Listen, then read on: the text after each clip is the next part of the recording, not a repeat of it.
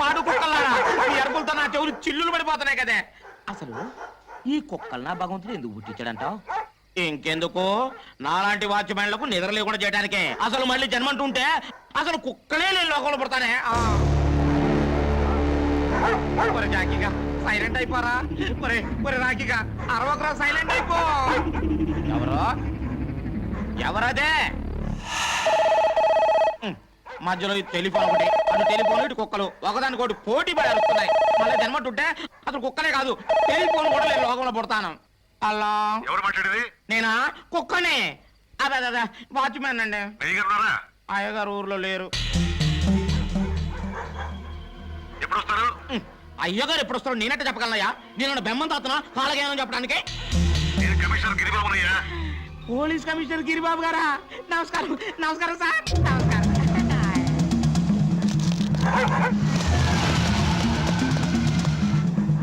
ఎవరో? ఎవరదే? ఎవరిదబ్బా వ్యాను? వచ్చింది, ఆగింది, వెళ్ళిపోతుంది.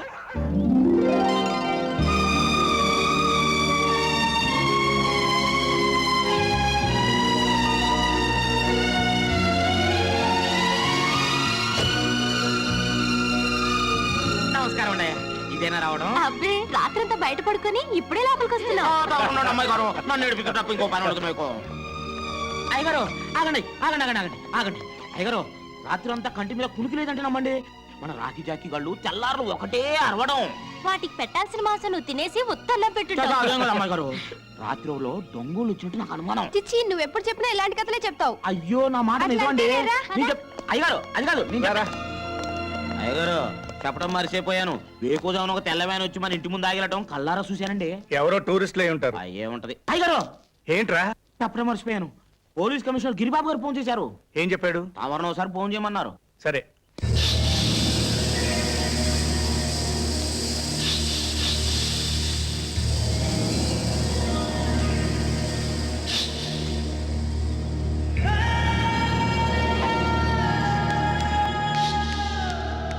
దాదా వీళ్ళే కృష్ణప్రసాద్ కూతుండు.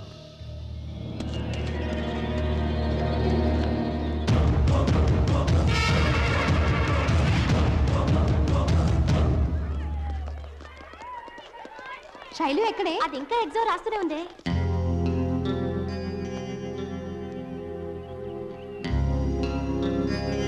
వాళ్ళు నలుగురు సిటీ నుంచి తప్పించుకున్నారు. జైలుకెళ్లి జైలర్ని, వార్డెన్స్ ని, ఖైదీల్ని ఎంక్వైరీ చేశారు. వాళ్ళ లక్ష్యం నిన్ను, నీ పిల్లల్ని చంపడమే. పగ నా మీద కదా, నా పిల్లలు ఏం చేశారు? వాళ్ళ మీద ఎందుకు కక్ష? పగబట్టిన వారికి పిల్లలేమిటి, పెద్దలేమిటి? నేరం నేను చేసుండొచ్చు. అందుకు భగవంతుడు నాకు శిక్ష విధించాడు.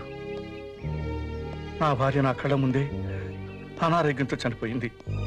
ఇప్పుడు నా పిల్లలు ఇప్పుడు నా పిల్లలు ఎందుకు టెన్షన్ ఫీల్ అవుతావు?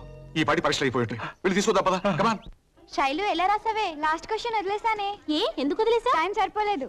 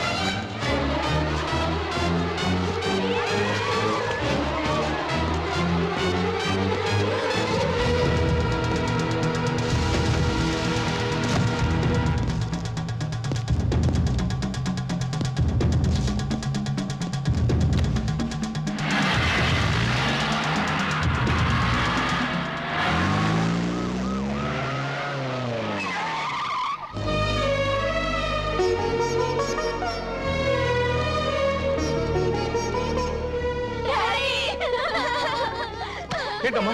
ఏమైంది? ఏమైందమ్మా? ఎవరో మమ్మల్ని చంపాలని షూట్ చేశారు. అదృష్టవశాత్తు పిల్లలకి ఏ గాయం తగలేదు.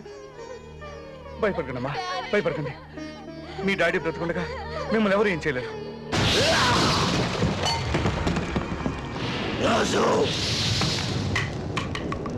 ఎప్పుడూ లేనిది ఈ రోజు నీ గురి తప్పింది.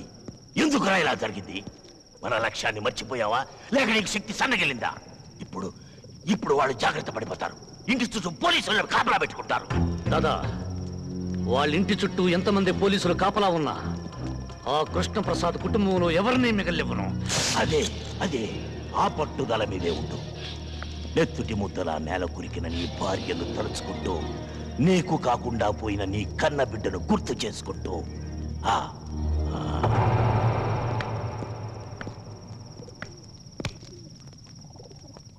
మా ఇంటికి వెళ్ళిపోతాను రా. మీరు మీ ఇంటికి ఎందుకు వెళ్తారో మాకు బాగా తెలుసండి. ఎందుకు రా నామాలు? ఎందుకేటండి అమ్మగారి క్యారెక్టర్ మీద తమకి డౌట్ కదండి. ఒరేయ్, నువ్వు ఆ దాస్ కొడుకు కాదు? బాబాయ్ వెళ్ళి గుర్తుపట్టావు బాబాయ్. అవును రే, నువ్వు చిన్నప్పుడు బస్ స్టాండ్ లో కొట్టేవాడు కదా, పోలీస్ సెట్ అయ్యావురా. భలే ప్రశ్న అడిగా బాబాయ్. దేశంలో ఉన్న దొంగల అడ్రస్లన్నీ మనకు తెలుసు కదా బాబాయ్, అందుకనే సెలెక్ట్ చేశారు. అయినా దేశంలో ఈ మధ్య చిన్న చిన్న దొంగలు ఎక్కువైపోయారు బాబాయ్. అవునులే, పెద్ద పెద్ద దొంగలంతా రాజకీయాల్లోకి వెళ్ళిపోయారు కదా. అమ్మా, ఎవరా ladies? Stop there! Attention! Ladies బయట! అటెన్షన్! మిస్టర్ 299 నువ్వు చెట్టు చాటుకెళ్ళు. మిస్టర్ 169 నువ్వు పుట్టి చాటుకెళ్ళు. నువ్వు మాత్రం గట్టి చాటుకెళ్ళు. ఒరే నామాలు, నేను ఎక్కడ ఉండాలో నాకు తెలుసండి. తమరు ఎక్కడ ఉంటారో చెప్పండి. నేనా? నన్ను అడుగుతున్నావు నువ్వు? నేను మా ఇంటికి వెళ్ళిపోతాను రా. మీరు మీ ఇంటికి ఎందుకు వెళ్తారో మాకు బాగా తెలుసండి. ఎందుకు రా నామాలు? ఎందుకేటండి అమ్మగారి క్యారెక్టర్ మీద తమకి డౌట్ కదండి. అటెన్షన్! ఒరేయ్, నువ్వు ఆ దాస్ కొడుకు కాదు? బాబాయ్ వెళ్ళి గుర్తుపట్టావు బాబాయ్. అవును రే, నువ్వు చిన్నప్పుడు బస్ స్టాండ్ లో కొట్టేవాడు కదా, పోలీస్ సెట్ అయ్యావురా. భలే ప్రశ్న అడిగా బాబాయ్. దేశంలో ఉన్న దొంగల అడ్రస్లన్నీ మనకు తెలుసు కదా బాబాయ్, అందుకనే సెలెక్ట్ చేశారు. అయినా దేశంలో ఈ మధ్య చిన్న చిన్న దొంగలు ఎక్కువైపోయారు బాబాయ్. అవునులే, పెద్ద పెద్ద దొంగలంతా రాజకీయాల్లోకి వెళ్ళిపోయారు కదా. అమ్మా, ఎవరా ladies? Stop there! Attention! Ladies బయటికి ఎందుకు వచ్చారు? Go inside! ఎందుకు బాబు? ఎందుకా? పై నుంచి గాని, కింద నుంచి గాని, లెఫ్ట్ నుంచి గాని, రైట్ నుంచి గాని, ధమ్ ధమ్ ధమ్ అని గన్ను పేలొచ్చు, చచ్చిపోవచ్చు. ఏది వీడారు? అమ్మగారు, ఎవరి వీక్ బాడీ? మన కమిషనర్ గారి భార్య అండి. ఓ! ఓ!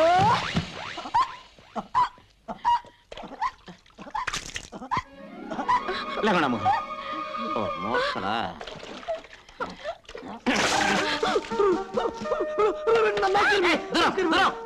కంగారు పడకండి మేడం, మేము మీ ఇంటి సెక్యూరిటీకి వచ్చాం మేడం. మీ ప్రాణానికి మా ప్రాణం అడ్డం మేడం. మా పానాల సంగతి ఏమో గానీ ముందు మీ పానాలు కాపాడుకోండి. అదండి అమ్మగారు. ఛీ. అరే రామాలు, నేను ఇంటి దాకా వెళ్ళొస్తాను. అమ్మగారు జాగ్రత్త అండి అయ్యా.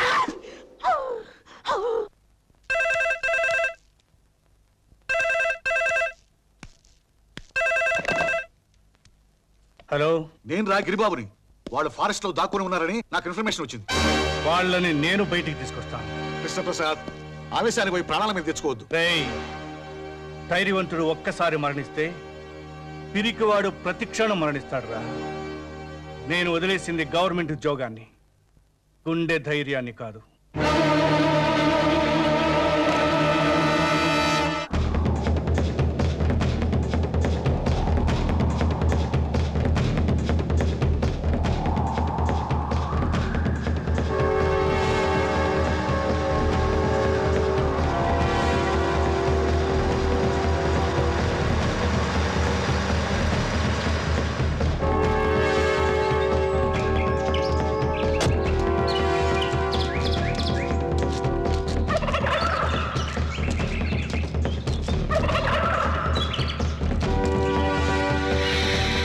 మరెవరు చంపారు? నాకు తెలియదు సార్. తెలుసు, నీకు తెలుసు.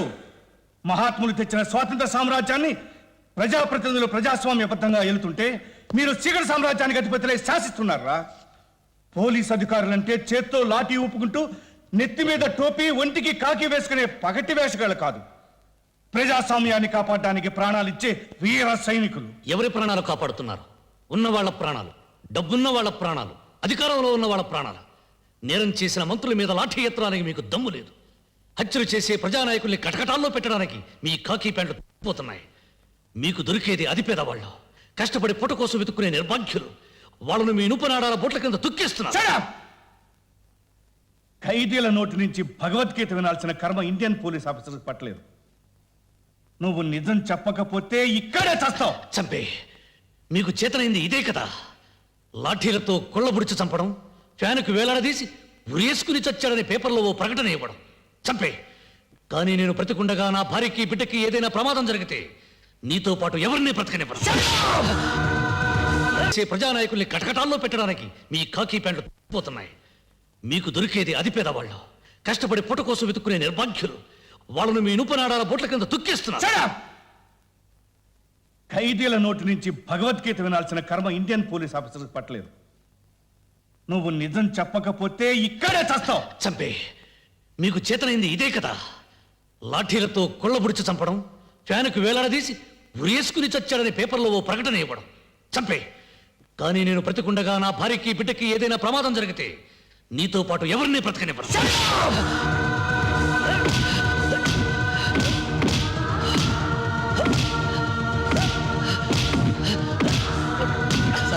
చచ్చిపోతాడేమో సార్. చస్తే ఉరికమ్మ ఎక్కుతాను కానీ వీడు వదలను.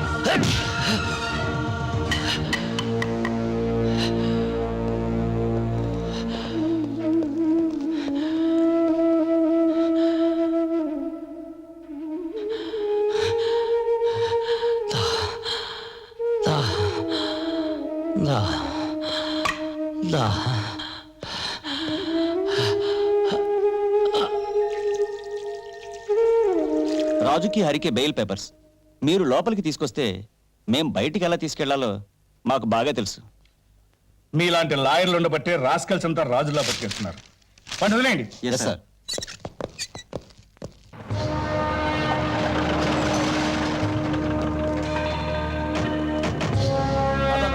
రాజన్ వస్తున్నారు దాదా, రాజన్ వస్తున్నాడు.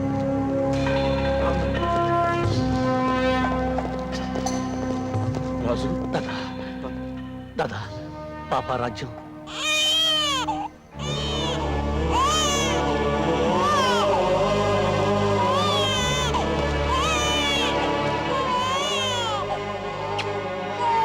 రాజ్యం లోపల.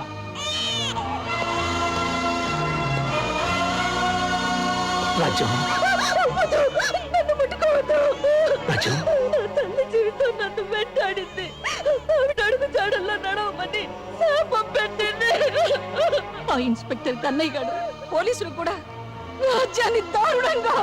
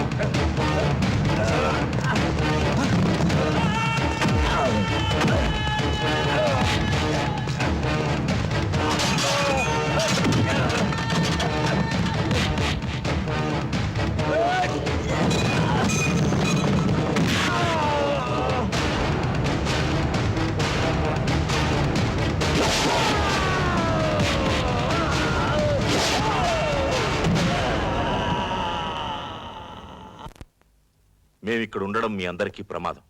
మళ్ళీ వస్తాం.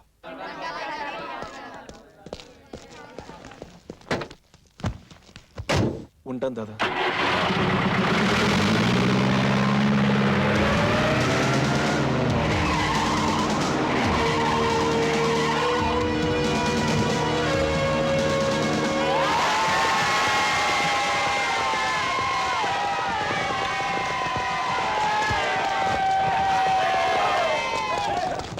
పోలీసులు పోలీసులు పోలీసులు పోలీసులు చార్జ్! పోలీసులు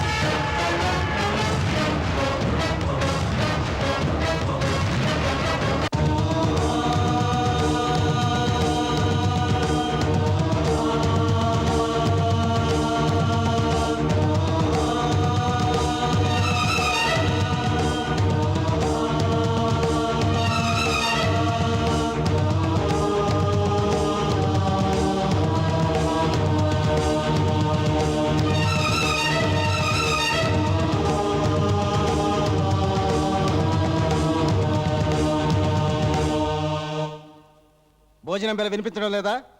తొందరగా వచ్చి భోంచేయి. సార్, రాజు అన్నం తిన్నంటున్నాడు.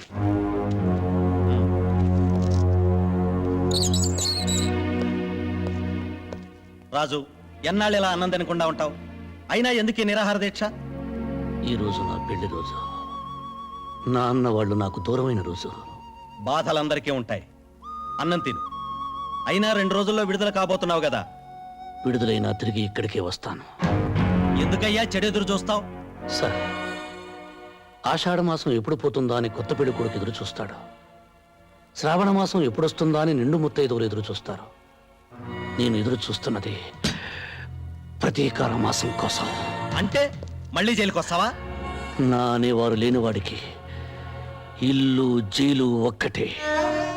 ఇన్నాళ్ళ నా జీవితంలో నేను బ్రతుకుంది 3 సంవత్సరాలే. నా భార్యతో నా పాపతో కలిసి స్వర్గం చూశాను. అంతా కోల్పోయాను. గుడిగట్టిన దీపంలో ఆరిపోయాను. ఆ బ్రతుకుల్లో చీకట్లో చలిన వాడిని బ్రతకనివ్వం. ప్రతీకారం తెచ్చుకోవాలి. వద్దు రాజు, ఆవేశం ఎప్పుడూ పశ్చాత్తాపంతో అంతమవుతుంది. ఆ ఆవేశం లేకపోతే నేనే లేనని చాలా మంది చెబుతుంటారు.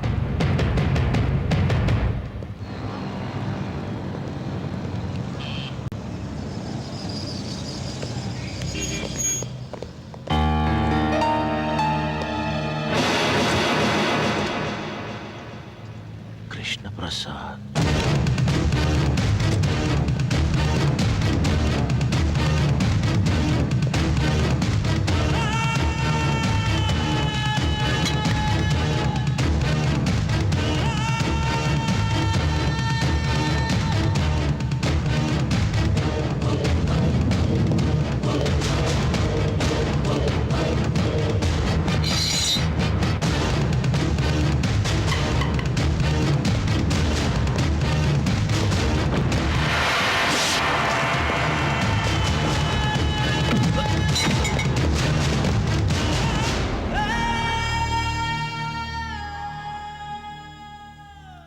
నువ్వా?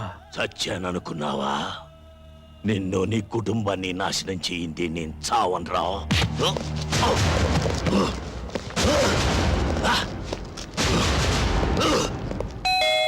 వస్తున్నా. అన్నయ్య గారు మీరా? రండి రండి, ఎన్నాళ్ళైందో మిమ్మల్ని చూసి. రండి కూర్చోండి. ఏమిటో మీరు ఉద్యోగం మానేసి పిల్లల్ని తీసుకుని ఎస్టేట్ లో ఉంటుంటే నాకు ఒకటి దిగులు. వదిన గారు పోయిన దగ్గర నుంచి ఒంటరి వారైపోయారయ్యే. అన్నట్టు పిల్లలు బాగున్నారా? బాగున్నారమ్మా. ఏం చదువుతున్నారు? మీరు సిటీకి ఏ పని మీద వచ్చారు ఇప్పుడు? బాబా, కాస్త ఊపిరి తీసుకొని ఇస్తావా? ఏదో బ్యాంక్ పని మీద వచ్చాడు.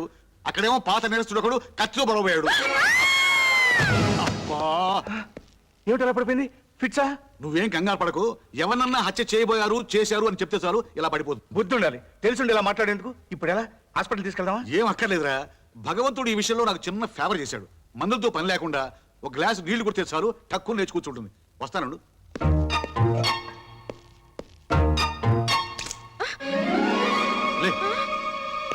అన్నయ్య గారు మీకేం కాలేదుగా? గీసుకోవడం గుచ్చుకోవడం? తీసుకోలేదు, గుచ్చుకోలేదు. తగిలుంటే పోయి ఉండేవాడు. దీని బంగాళాఖాతంలో ముంచా. దీని మూలంగా వాటర్ బిల్ పెరిగిపోతుంది. లే లే, ప్రాణాలు తీస్తున్నాం. ఏమైంది? ఏమీ కాలేదు. నువ్వు మళ్ళీ పడవు. వెళ్ళి కాఫీ పట్టరా. ఓ ఓ. అలాగే. ఇదిరా వరుస. ఒరే కృష్ణ, నీ మీద అటాక్ చేసిన ఆ శంకర్ దాదా గారిని లైఫ్ లో దేనికి పనికి రాకుండా చేస్తాను. పోలేరా పాప, ముసలాడు అయిపోయాడు. 4 తన్నుదిలే.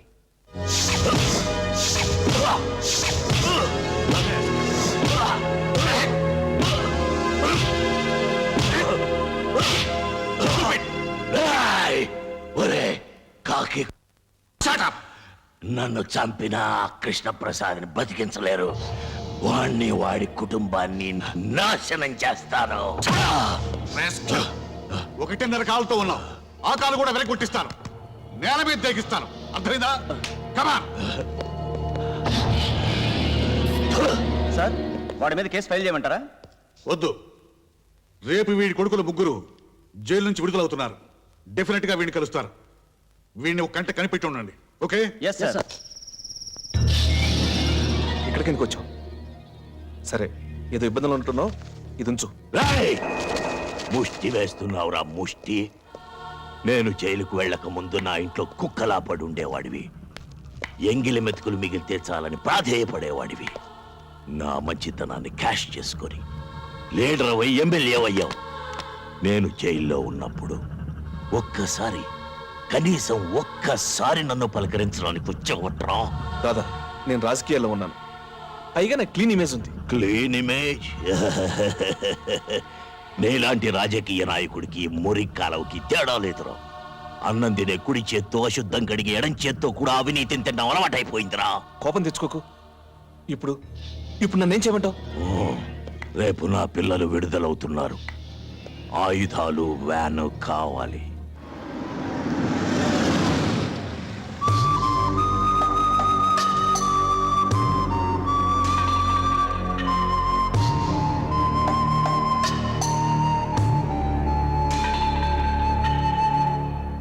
ఇంతకాలం నేరస్తులుగా బతికారు, ఇక నుంచైనా మనుషులుగా బతకండి.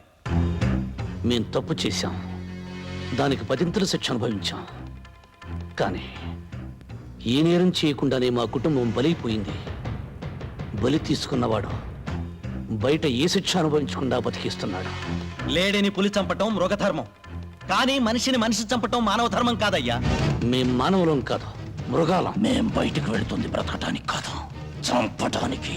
మమ్మల్ని కన్నబిడ్డల్లా పెంచి పెద్ద చేసిన దాదాదారిలోనే మేము నడుస్తాం. 14 సంవత్సరాలుగా బయట ప్రపంచంతో సంబంధం లేకుండా కుక్కల్లా బతుకుతున్నారు.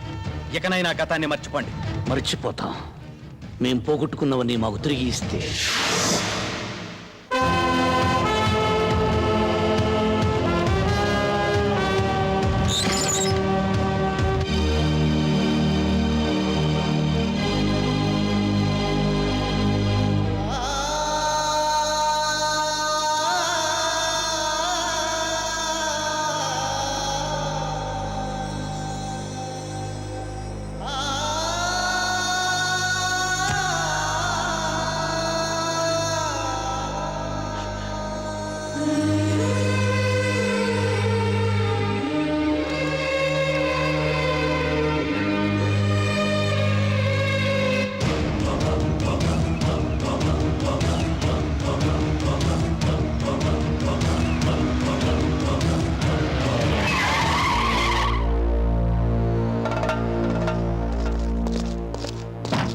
వ్యాన్ దిగి చెప్పకండి. ఎందుకు? అంతా స్టేషన్లో చెప్తాం, ముందు పదండి.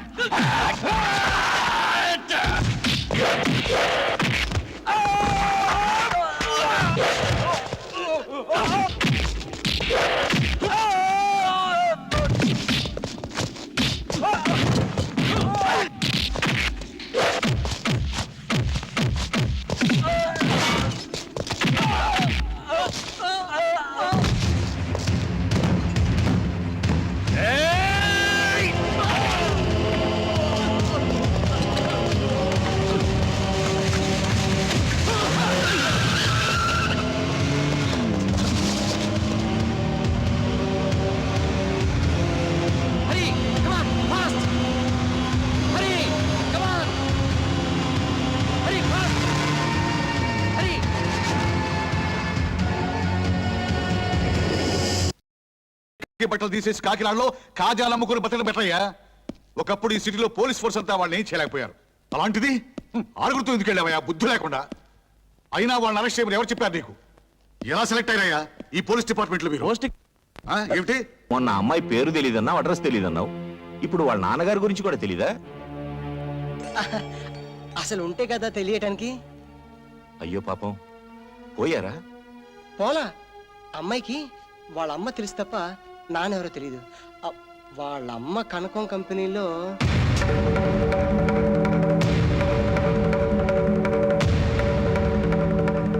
వాడు చెప్పింది నిజమా? నిజం.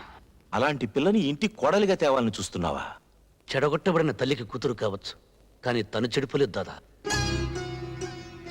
హంతకుల కడుపున పుట్టి ఐపీఎస్ ఆఫీసర్లు అయిన వాళ్ళు ఉన్నారు. అవినీతిలో అరెస్ట్ అయిన వాళ్ళ కడుపున ఐఏఎస్లు పుట్టారు. వాళ్ళంతా వాళ్ళ కొడుకుల రక్తంలోకి ఇంజెక్షన్ ఇవ్వలేదే. రేపు నీ కోడలు ఎక్కడి నుంచి వచ్చిందని ఎవరిని అడిగితే? దాదా, నీ కోపం వచ్చిందేమో కానీ నేను ధర్మమే మాట్లాడుతున్నాను.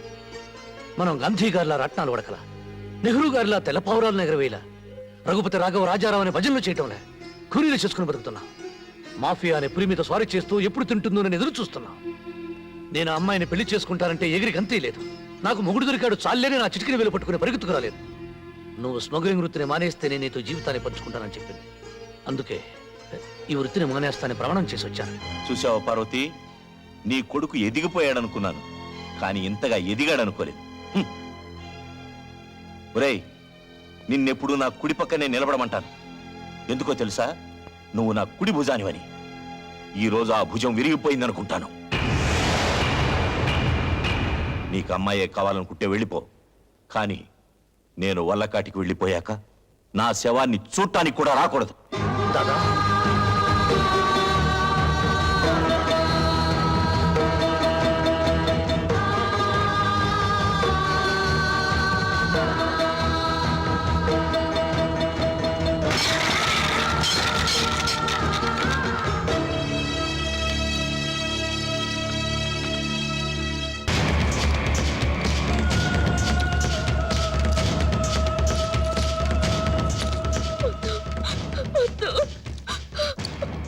నా శత్రువు మనిషితో కలిసి నాకే డోకా ఇవ్వాలని చూస్తావా?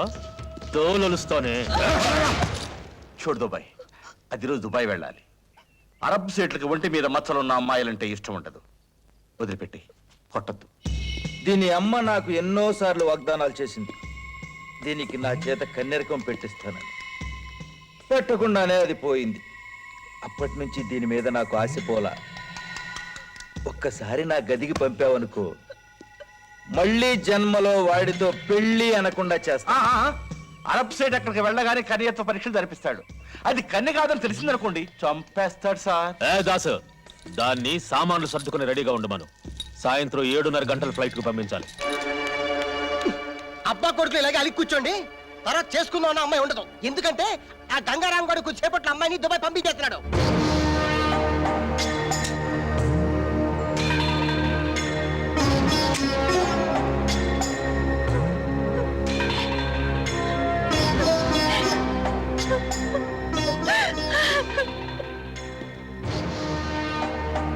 చేసుకోబోయే పిల్ల జీవితం నాశనం అయిపోతుంటే అలా తల వంచుకుని నిలబడతాడేంటి? జీవితాంతం నన్ను దెప్పిపడవడానికా? నన్ను కాదని పెడితే బతికినంత కాలం మాట్లాడనని చెప్పి ఇప్పుడు అలా మాట్లాడతాడేంటి? జీవితాంతం నన్ను చెప్పడానికే? కోపంలో ఏదో అంటాం. కోడల జీవితం పాడైపోతుంటే చూస్తూ ఊరుకుంటావా? ఆయన కోడలను ఒప్పుకుంటే ఇంకా ఆలోచిస్తావింట్రా?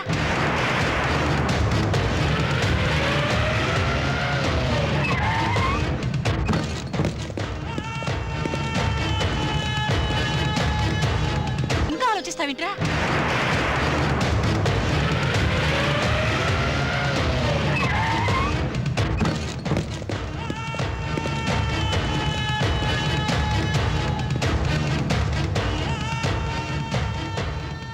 గంగారాం, మనం స్థలాల కోసం కొట్టుకున్నాం, స్మగ్లింగ్ కోసం కొట్టుకున్నాం, కానీ ఇప్పుడు వచ్చింది దీనికోసమేగా.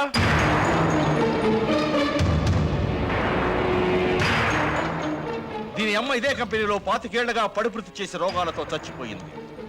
ఇది నాకే పుట్టుంటుందన్న నమ్మకంతో నన్ను నాన్న అని పిలిపించింది. కనుక దీని మీద హక్కులు నాకే ఉన్నాయి. అమ్ముకోటానికే? కన్న తండ్రి అయితే కాళ్ళు కడిగే కన్యాదానం చేయాలి గాని తరుస్తానంటే బెటర్ త్రాష్టప వేదం. నీకు నాకు ఏం తేడా ఉందని నా కూతుర్ని ఇవ్వమంటావు? నీకు నాకు పెళ్లి కొడుక్కి పెద్ద బ్రోకర్కి ఉన్న తేడా ఉంది. ముందు ఆ అమ్మాయి నాతో పంపించు. ఏంట్రా పంపేది? నా వెనుక రాజకీయ బలం ఉంది, నన్నెవ్వరేం చేయలేరు. ఈ ప్రపంచంలో అతి ప్రాచీన వృత్తి వ్యభిచారం, రెండోది రాజకీయం. కానీ ఇప్పుడు ఆ రెండింటికి తేడా లేకుండా పోయింది. ఈ మాట నాది కాదురా, ఒకప్పటి అమెరికా అధ్యక్షుడు రొనాల్డ్ రేగన్ది.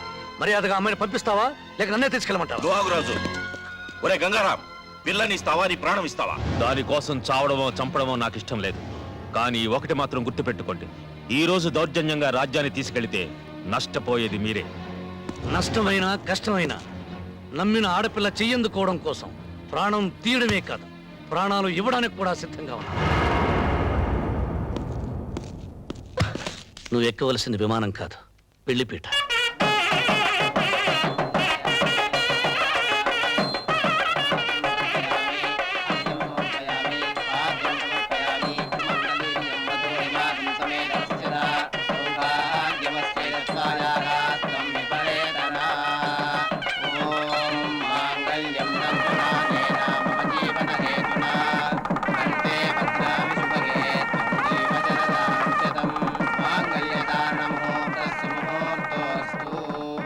అయ్యా, అరుంధతి నక్షత్రాన్ని చూదురుగా లేవండి. చూడాల్సింది అరుంధతి నక్షత్రాన్ని కాదు, అనురాగాన్ని పంచిన అమ్మని, జీవితాన్ని ఇచ్చిన నాన్నని. రాజ్యం రా. ఆగండి మావయ్య. భర్తకు కట్నం ఇచ్చుకోలేని ఈ కోడలు మిమ్మల్ని ఇప్పుడు ఒక కట్నం అడగాలనుకుంటోంది. ఇస్తారా? నా పంచ ప్రాణాలతో సహా ఏదడిగినా ఇస్తానమ్మా. మీరు ఆశీర్వదించేటప్పుడు ఈ పెళ్లి బట్టలతోనే ఊరు విడిచి వెళ్ళిపోవాలని మమ్మల్ని ఆశీర్వదించండి.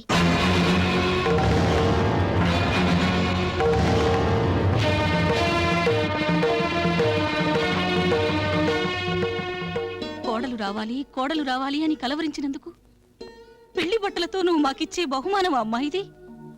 ప్రాణాలను వదులుకుంటావా, బిడ్డను వదులుకుంటావా అని ఏ తల్లిని అడిగినా ప్రాణాలనే వదులుకుంటానంటుంది. పెంచి పెద్ద చేసి ప్రయోజకుడిని చేసిన బిడ్డని మా నుంచి దూరంగా తీసుకెళ్తాననడం ధర్మం కాదమ్మా. నేను ధర్మరాజునైతే వాడు నాకు అర్జునుడమ్మా. ధర్మరాజు ఏనాడు తన చేతిలోని పాచికలను నమ్ముకోలేదు, అర్జునుడి చేతిలోని అస్త్రాలనే నమ్ముకున్నాడు. అమ్మా, పొద్దున్నే లేచి నేను దేవుడి పట్టం చూడనమ్మా, వీడి ముఖమే చూస్తాను. మా బిడ్డని మా నుంచి దూరం చేయొద్దమ్మా. వదినా, పొరపాటు అడిగానని చెప్పు. మా అన్నయ్య అంటే మాకు ప్రాణం, మా అన్నయ్య లేకుండా మేము బ్రతకలేం. ఆయన ప్రాణాలకు ఏ ప్రమాదం రాకూడదనే ఈ ఊరు విడిచి వెళ్ళిపోవాలనుకుంటున్నాం. రాజ్యం, శరీరంలోని ప్రాణం చిల్లుకుండలో నీరు లాంటిది. ఏదో ఒక నాటికి నీళ్లు లేని కుండ మిగిలినట్లే ప్రాణం లేని కట్టె మిగులుతుంది. అటువంటి ప్రాణాలకు భయపడి నన్ను నా తల్లిదండ్రులు వదిలిరమ్మంటావా? ఉత్తమ స్త్రీతో వివాహం తుఫాను జీవితంలో రేవు లాంటిది. నాలాంటి ఆడదానితో పెళ్లి రేవులో తుఫాను లాంటిది. ఇప్పుడు నా మూలంగా మీ ఇంట్లో తుఫాను రావడం నాకిష్టం లేదు. నువ్వు కట్నం అడిగినప్పుడు నా పంచ ప్రాణాలు ఇస్తానన్నాను, కానీ వాడు నా ఆరో ప్రాణం తల్లి. మీరు నాకు మాట ఇచ్చారు. అలాగేనమ్మా, నువ్వు వాడి బాగునేగా కోరుతున్నావు. అలాగే వెళ్ళండి, మా నీడ పడనంత దూరం వెళ్ళండి. వెళ్ళిపోండి బాబు.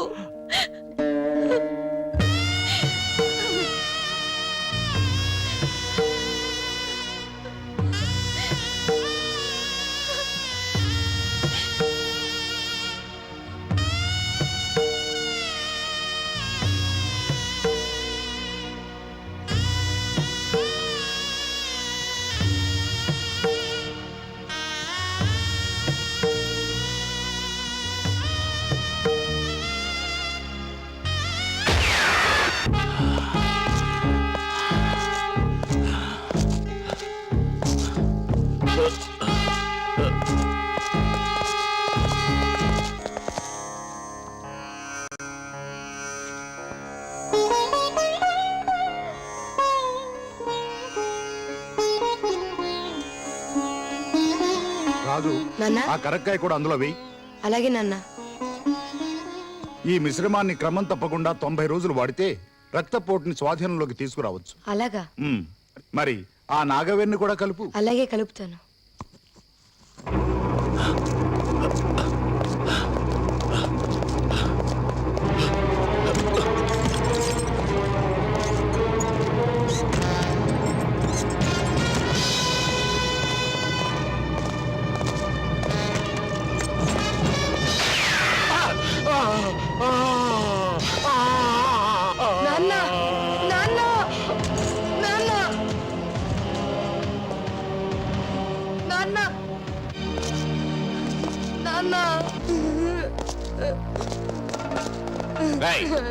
లోనకి వచ్చిన డాడీ ఎవరు రాలేదు. వీడెవరు? మా నాన్న మీరే చెప్పారు. మా నాన్న మీరే చెప్పారు. పారిపోయింటాడు పద. నాన్న నాన్న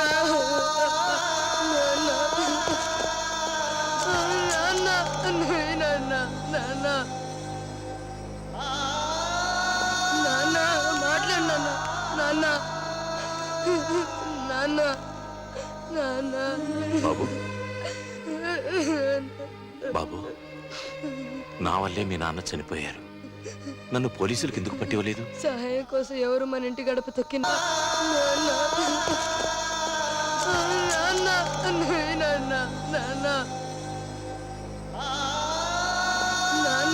మాట్లాడు నాన్న నాన్న నాన్న బాబు బాబు నా వల్లే మీ నాన్న చనిపోయారు. నన్ను పోలీసులకు ఎందుకు పట్టివ్వలేదు? సహాయం కోసం ఎవరు మన ఇంటి గడప తొక్కినా మన ప్రాణాలు ఇచ్చైనా సరే వాళ్ళ ప్రాణాలు కాపాడాలని మా నాన్న చెప్పారు. బాబు నాన్న నాన్న ఏ జబ్బుకి ఏ మందు వేయాలో నేర్పించావు, కానీ చచ్చిపోయిన మనిషికి ఏ మందు వేసి బ్రతికించాలో ఎందుకు చెప్పలేదు నాన్న? ఎందుకు చెప్పలేదు నాన్న? ఏడవకు. నా వల్లే నీ తండ్రి దూరం అయ్యాడు. ఈ క్షణం నుంచి నిన్ను నా బిడ్డలా చూసుకుంటాను.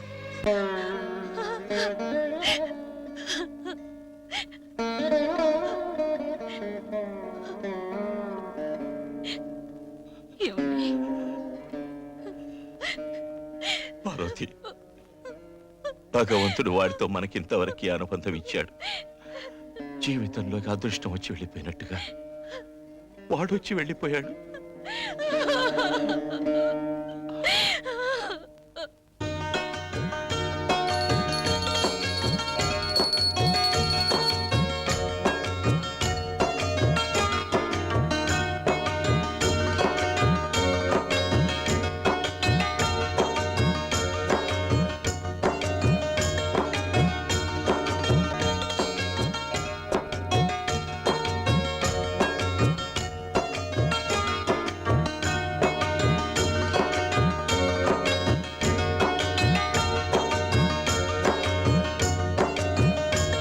వస్తానండి. అలాగే